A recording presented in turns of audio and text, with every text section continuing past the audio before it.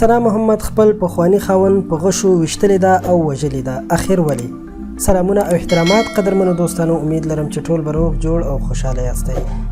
دوستانو یو ډیر دردونکی خبر در سره شریکوم، هغه دا چې رسمن هغه سړی په وژنه تورن شوی دی چې خپله پخوانۍ میرمن یې په غشو ویشتلې وه.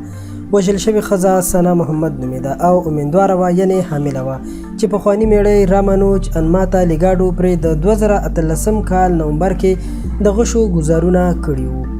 اوس د لندن یوې محکمې ته ویل شوي نوموړی له بریده مخکې د ثناء محمد په کور کې له تبر، غشو او چاقو سره پټ شوی و.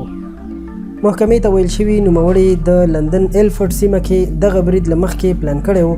د دغې جوړې په تړاو ویل کېږي چې 2012 کال کې ګډ ژوند پای ته رسېدلی و، یعنې یو بل سره طلاق شوی و. او هغه مهال محکمې انماته لیګاډو چې د دې پخوانی خاوند دی هغه ته ویلي و چې د پخوانۍ میرمنې کور په سلمیترۍ کې به نه ګرځي. د میرمن ثناء دویم میړه امتیاز محکمې ته وویل د کور په انګړ کې له یو پټ ځایه د مدعي له راوتلو وروسته فکر کوو خوب ویني. نوموړی وایي په خپله ښځه یې غږ وکړ چې وتښتي، خو سړي پرې ګزار وکړ او یو غش یې په هغې ولګېدو. انماته لیګاډو وژنه رد کړې وه او په وینا یې د هغوی کور ته د خپل لور د مذهب په تړاو خبرو ته ورغلی و.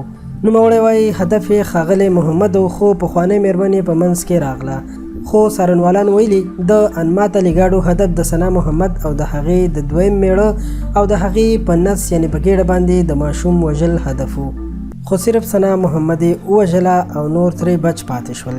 دوستانو دا یو ډیر افسوسناک خبر چې BBC پښتو څانګې خپور کړی دی او تاسو سره مو شریک کړ. که ویډیو مو خوښه شوې وي مهرباني وکړئ ضروري در سره لایک کړئ.